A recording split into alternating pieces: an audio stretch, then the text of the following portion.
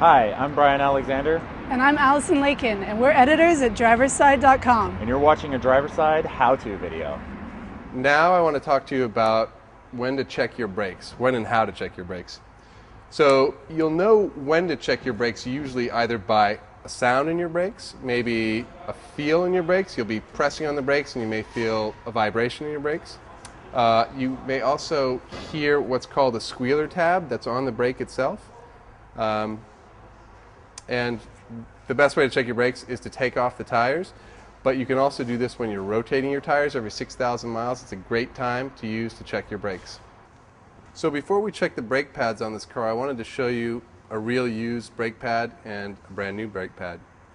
You can see that this used one has very little material, it's just a lot thinner for one.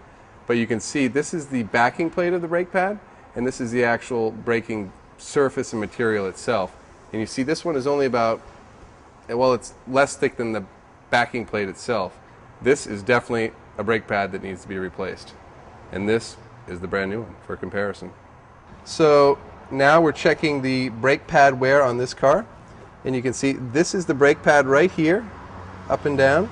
This is the backing plate on it that I have my finger on here. And then you can see the brake pad material right there, and you can see that that is plenty thick. So this brake pad, these brake pads on this car basically don't need to be replaced. Here, another important point here is here's the brake rotor that I have my finger on. You want to check and see if this is heavily grooved. If this is heavily grooved, this might need to be planed, or you might need new ones. In addition, you also want to check thickness on these, and you want to check whether they're out of round or they're warped. You would know if they're warped by if you had this feeling of the brakes vibrating potentially, or the pedal going up and down as you're braking. That's the telltale sign for your brake rotor being warped, when the pedal bounces a little when you're on the brakes.